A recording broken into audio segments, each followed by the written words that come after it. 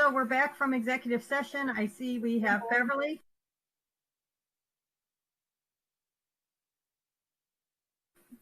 Yes. Dan, Jim, Malia. Yes. Scott and Liz are here, right? I'm here. Yes. Okay, I just want to make sure everybody's audio was working. So we've reconvened back in open session. The next item on our agenda is a discussion on Ed Choice vouchers, and we have a resolution tonight that we are going to consider. I see that the resolution is not up in board docs, so I think we should read it. And let me pull it up. So this is kind of a long resolution. I'm going to start reading it, and then I'm going to take a break because it's kind of long. So if another one of my fellow board members would like to jump in and read part of it, and I think that if you want to take a break at that point, then somebody else can jump in.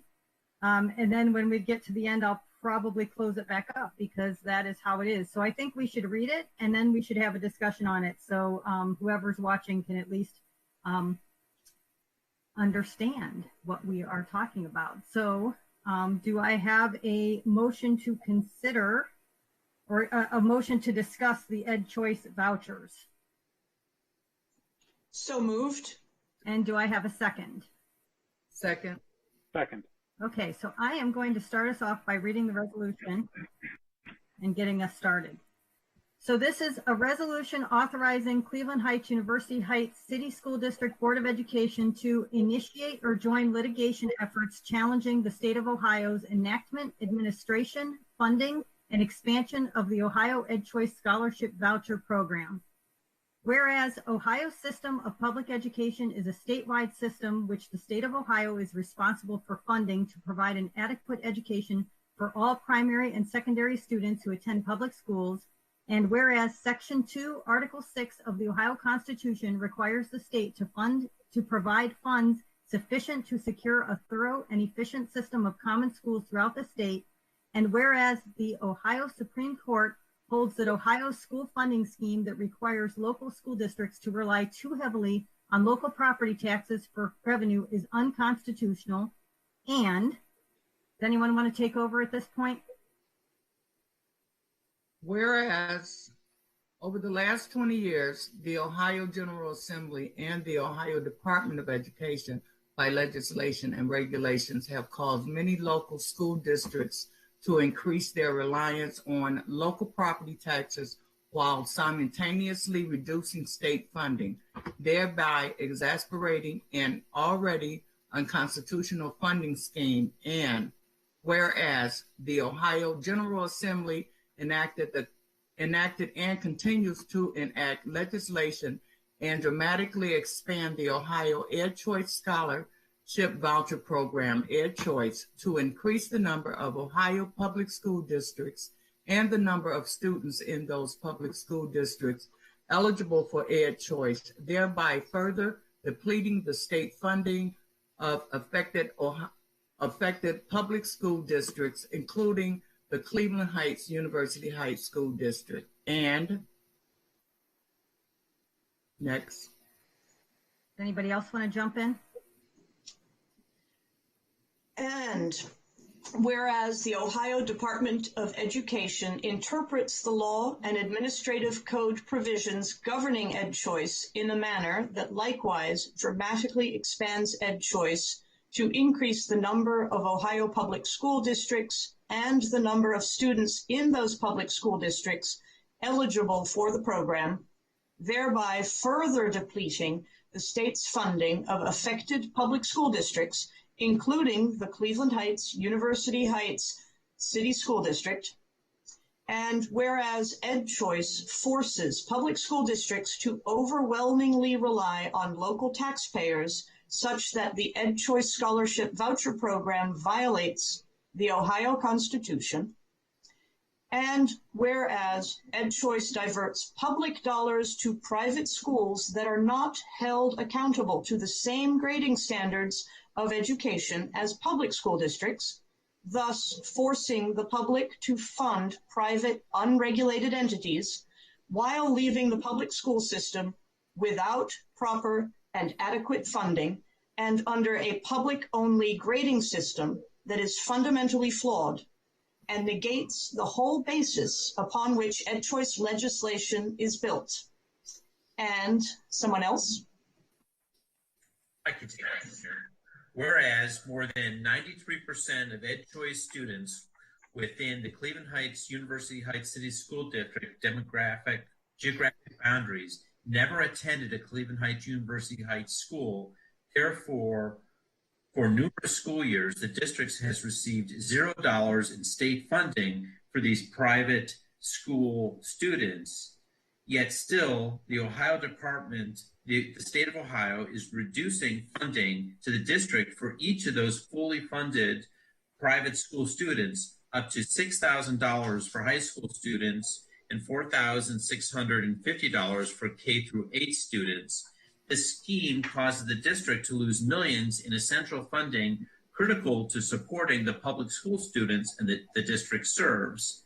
And whereas this is made even most egregious, where the state of Ohio is not fully funding Cleveland Heights, University Heights City School District students, given the state caps the amount provided to the district students, while it does not cap EdChoice private school state funding. And whereas, as a result, in the 2019-2020 school year, the Cleveland Heights, University Heights City School District lost approximately $7.2 million to EdChoice. And whereas the families in the Cleveland Heights, University Heights City School District deserve and are entitled to a school district that is appropriately and fairly funded by the state, and whereas the Cleveland Heights, University Heights City School District should not have to carry an undue tax burden imposed by the state of Ohio as part of the state's effort to subsidize private and parochial schools operating in Ohio, and whereas this board has previously engaged in numerous non-litigation means of challenging the unconstitutional reduction of state funding through EdChoice to no avail, and whereas this board is left with no option but to pursue litigation, and whereas the cost of litigation will be significantly less than the financial harm the board has encountered and is guaranteed to continue to encounter without judicial intervention. I guess I'll take it over. Therefore, be it resolved by the Cleveland Heights, University Heights City Schools Board of Education. Number 1, the board remains fully committed to fighting on behalf of all Cleveland Heights, University Heights City School District students, families, and staff members for fair and constitutional funding for the school district. Number 2, the school board will use whatever means necessary to pursue litigation against the state of Ohio, including working cooperatively with other affected school districts and supporting organizations. Number 3, the superintendent and or treasurer CFO is thereby authorized to take action necessary to effectuate this board's resolution to pursue litigation against the state of Ohio. Be it further resolved that it is hereby found and determined that all former actions of this board concerning and relating to the adoption of this resolution were adopted in an electronic meeting and or open meeting of this board in compliance with all legal requirements, including HB 197 and as permitted by Ohio law. Be it further resolved, this resolution shall take effect and be in force from and after the earliest period allowed by law. Upon roll call on the adoption of the resolution, the vote was as follows. So before we take a vote, is there any discussion? I know we've all read this, but I think now is a good time to discuss it so we can state why we think this is something that we either choose to adopt or not adopt.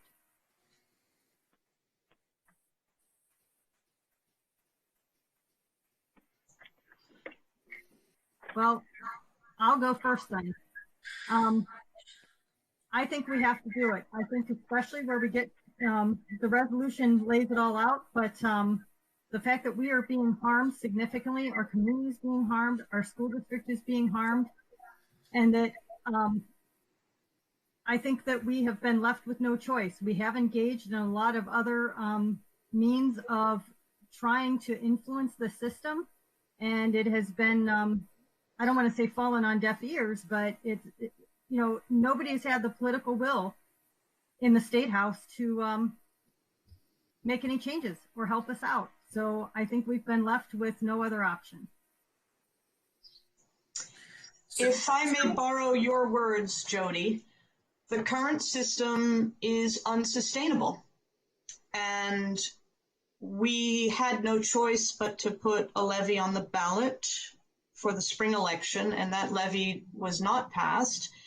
We have no choice but to put another levy on the ballot at some point in the future. And so it goes on and on and on while money continues to be pulled out of the budget. I mean, we are in a position where if we want to continue educating our students, which is our job, we need to go for more tax money, which is a burden on our population. We know that. And then we see that money go out the back door to somebody else. And so it goes round and round and round. We have to stop this cycle. It is unsustainable, as you have said. So we've had multiple conversations with lawyers about claims, and, I think this is a really well-crafted resolution that really details the problem. So whether you're a voucher family, whether you're a Heights family, whether you don't have any kids in the schools, in the buildings, I think when you read this, it clearly lays out the problem. And as part of this, for me, I went back and I listened to the taped testimony that we as board members and we as staff members and our children and parents gave to the state legislators. And I can't tell you how many Republicans and Democrats were saying that it's a flawed system. They said that the report card is flawed. The whole concept of how you get on the list is flawed and it needs to get changed. And I think if it wasn't for the COVID-19 situation that we're in, I think we would have seen some relief. But we have $7.2 million this past year, and it's going to be over $9 million next year of costs that are being taken away from our students and going to other students.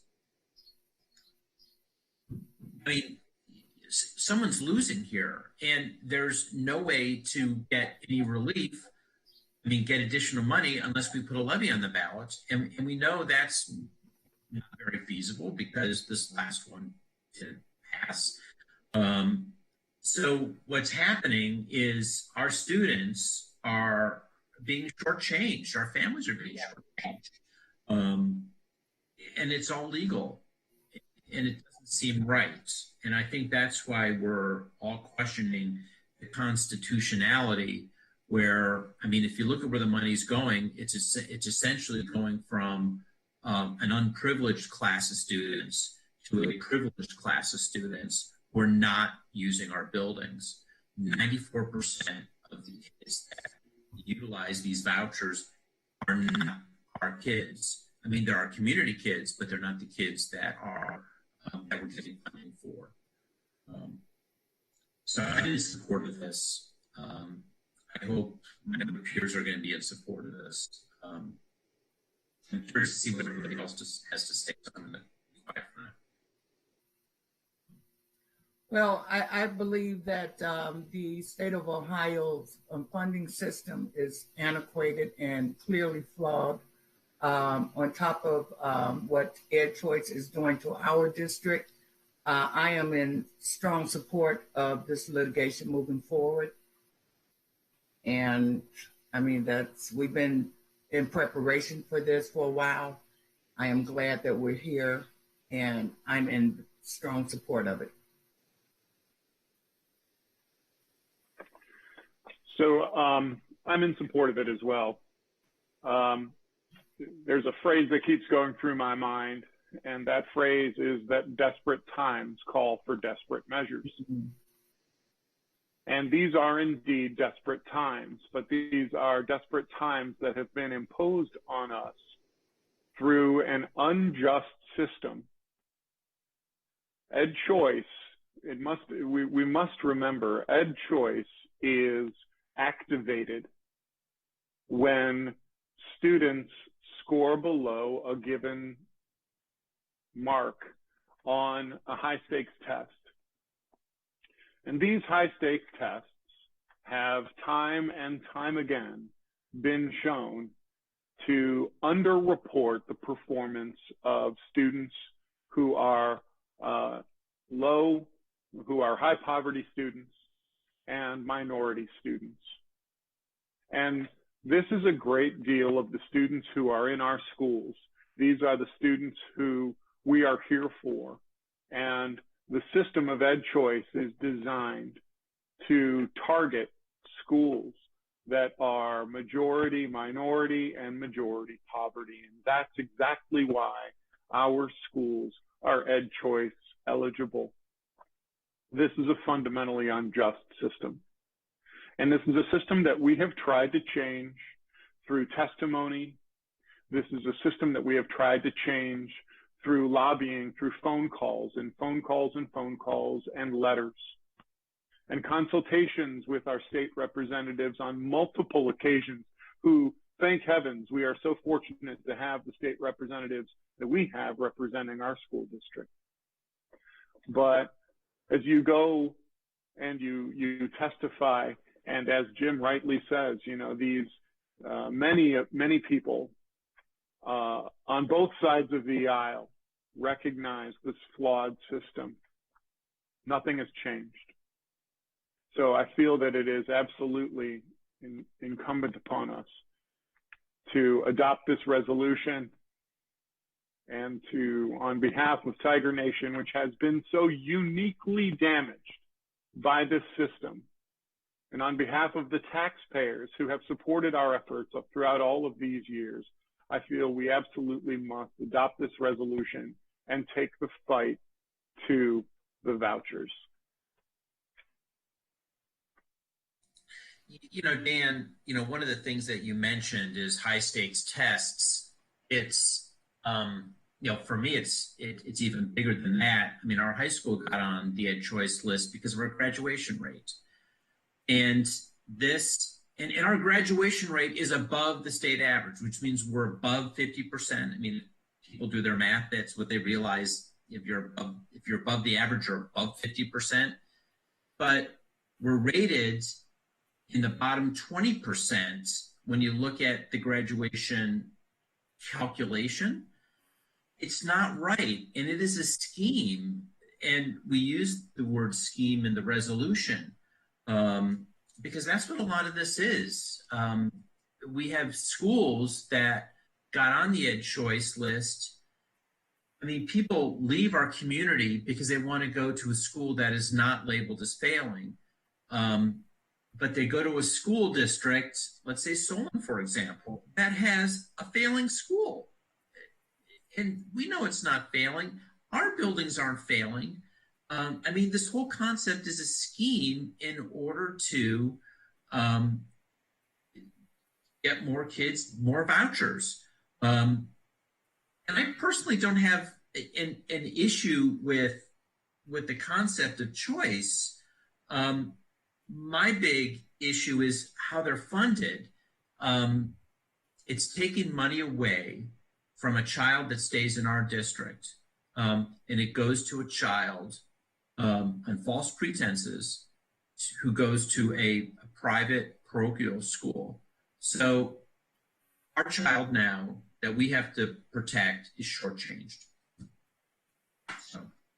Yeah, I really felt that we needed to bring this because when you look at the fact that the schools that are getting the money are not held to the same accountability standards, they don't have to accept every child the way we do, and it's unfair. And the way that the list was exploding this year, and then because whether it was COVID or whatever, that that there's now no way for us to get off the list, and there hasn't been a way for us to get off the list. Through Safe Harbor, there was no way for us to get off the list. And so to be on a list where money is draining out of your district, and then every time there's an expansion, we still have no opportunity to get off the list. And so it's just draining our district, and it's costing our taxpayers more than it should ever have to. And it's unsustainable, as Malia has taken my language. When you think about, our tax money is supposed to support our 9 buildings. And then when you add 33 other buildings to that, but the money is capped, and now we are now funding every single one of those at 100%, it's not sustainable into the future. And that's why I felt that it was important. We needed to bring this, and we needed to push forward. And I know that the 5 of us have had a chance to speak, but I also would like to at least give, our superintendent and our treasurer, do you have anything that you want to add at this point as well? Because you're living it every day. Yes, I would add that I am living it every day, quite intimately. Scott and I and the whole cabinet watch the budget, look at the new applications that come in, understand the implications as it relates to the type of education that we can provide to our students. So I know that as I see our obligation under Ed Choice increase every day, that means less academic support for our students, less social support for our students. We have been strategic in the use of our budget and budget and resources, but Ed Choice, which is a trickle that started at around $100,000 out of our budget about 10 years ago, is now, as Jim stated, on track to be over $9 million easily coming out of our budget, more than 40% of our state allocation. I've been in conversations with all of the staff and faculty at our schools. I've been in conversation with parents, and the number one question that I get as it relates to Ed Choice is what are going to be the next steps that we're going to take to fight this. Everyone understands that it is very unfair. Districts understand that it's unfair. It's a system that's designed to keep districts paying the deduction year after year.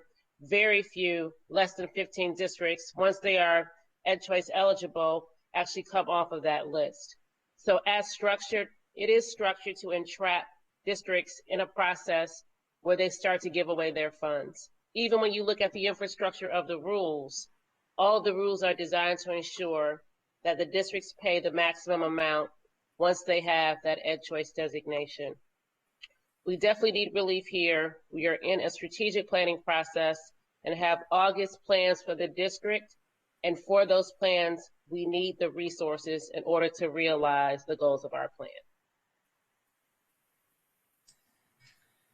Thank you, Liz. Yeah, and Scott, I would just quickly, say that I certainly would echo everything that Liz just said, and I just want to also mention that over the 25 years that I've been here at Heights, I've never seen an effort like the board and the administration has made currently to really educate people about an issue and advocate about an issue.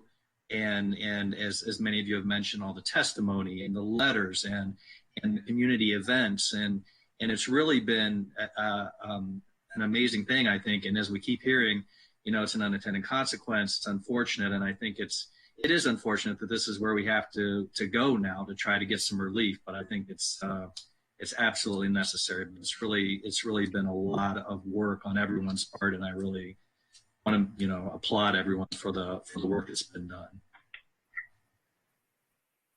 Thank you. Hey Jody, can I say a couple more things real quick?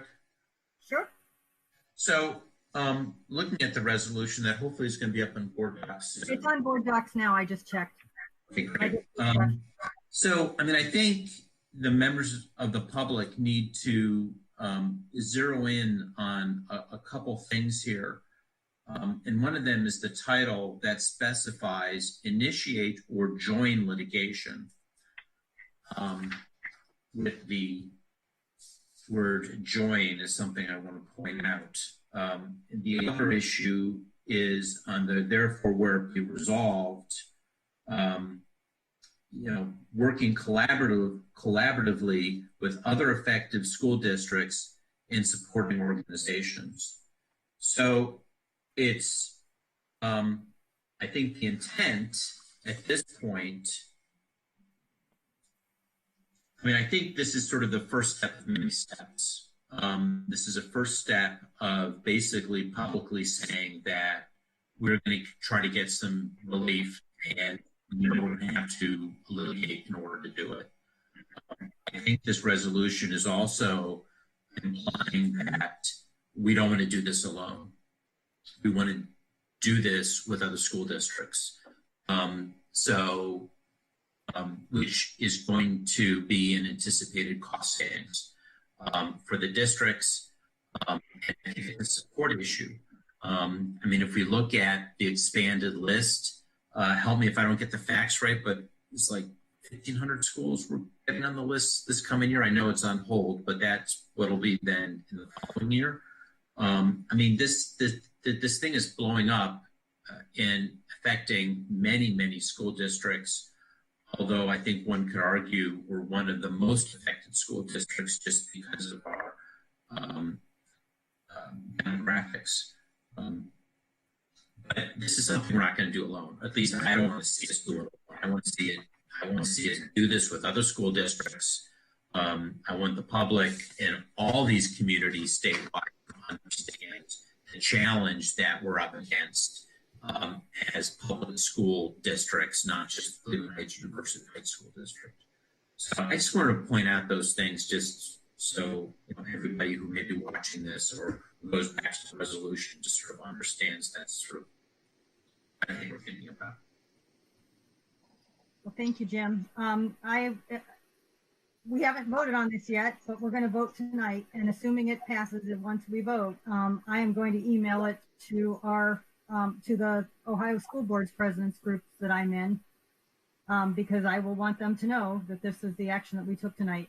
Directly to your point, Jim, that this is not something that we intend to do alone, but through conversations I've had with other school districts, and I know all of us reach out to our peers. I think there's a lot of support for it, and I think everybody's just waiting for somebody to jump in first. And if we're the first, we're the most severely affected, so it would be right that we would be first. I would like to add something to Superintendent Kirby's point. Our job is to educate the children in our buildings, and public schools educate 90% of the kids in this country, and we should be focused on that rather than on chasing the pipe dreams of how we might get off the ed choice list. We have seen that the parameters change from year to year, the net is constantly expanded, and once you've been caught by that net, you cannot get out. And it's a distraction from our primary goal, which is educating the children in our buildings so that they can go out and conquer the universe upon graduation. And we can't do that if we continue to be stuck in this net, flailing, trying to deal with it. And that system needs to change. I couldn't agree more with what you've just said, Malia. I would just simply use the word trap. We are trapped. It is a system that is designed to trap students like our student body. And as far as us going at, doing this in collaboration, I am absolutely certain that there will be districts from every corner of this state. I would predict every county in this state who will see that this is something that they need to get involved in, just as we have constituents who have been asking every one of us, when can I get on a bus to go to Columbus? When will we be filing a lawsuit? When can we testify? This is a matter of justice. And justice is something that we here in Cleveland Heights and University Heights take very seriously. And as a result, this is long overdue. The state of Ohio chose to make Cleveland Heights, University Heights, the poster child for ed choice and for the damage that ed choice does. And so I am very proud that Cleveland Heights, University Heights is the first district in to lead this charge for justice for the students of the state of Ohio. It will take years for this to come to its final conclusion. Make no mistake, this will be a legal effort that takes years. But this is an investment in the future of Ohio's school children and the justness under which they will get the education for a generation to come. And as you said, we have been at the forefront of other important things, such as equity. This is something we need to lead on. Well, we can't lead till we take a vote. So I think we're ready to take a vote. Does anyone have any other comment? Otherwise, I'm going to ask Mr. Gaynor to call the roll. All right, Mr. Gaynor, will you call the roll? Ms. Rainey. Yes. Mr. Hines. Did you say me? Yes. Yes, sir. Ms. Lewis. Yes. Ms. Wright. Yes. Mr. Posh. Yes. All right, motion is passed. Thank you, everyone. I know that this has been a long time coming, and I really appreciate everyone's efforts to be down at the State House, the testimony we've given, the letters you've written, the phone calls you've made, to reach out to elected officials. And, you know, I say that to everyone who's part of this team, including Liz, including Scott. I think, Scott, your testimony was at, you know, some unbelievable time at night, like 10 or 11 or midnight or something crazy. And all the community members who also went down. I mean, I know we had a community member who testified at 4 a.m. or some crazy hour. So I mean, this is something that is not just us, it is our entire community. So I want to thank everyone for that. That was the only thing we had on our agenda. So do I have a motion to adjourn? Hey, Jody. Yes. Can we talk a little bit how we're going to,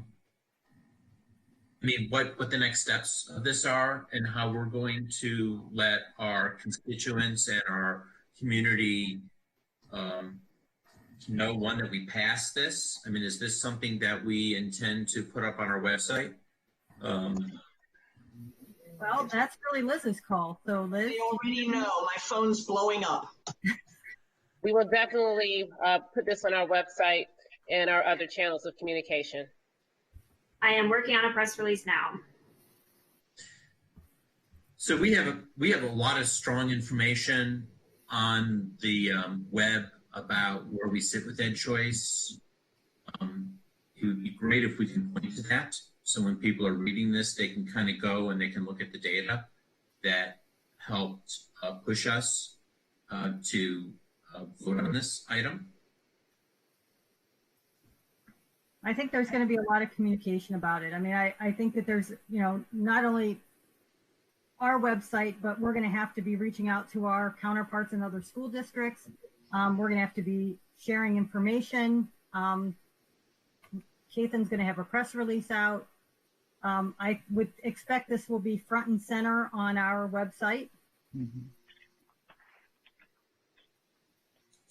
If there is any, It's open to hear that. if there is anything that Cleveland Heights, University Heights is good at, it is building a big tent and letting everybody know that they're welcome here. So I am quite sure that people will respond to this message.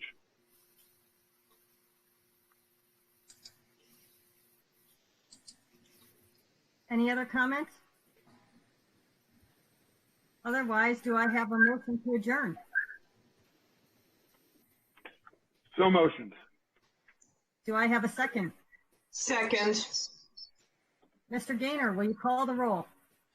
Ms. Wright, Yes. Mr. Bosch, Yes. Mr. Hines, Yes. Ms. Sweeney, Yes. Ms. Lewis. Yes. All right, we are adjourned. Thank you, everyone. Have a good evening and a good weekend. Thank you. Good night, Thank you. everybody. Take Good care. night.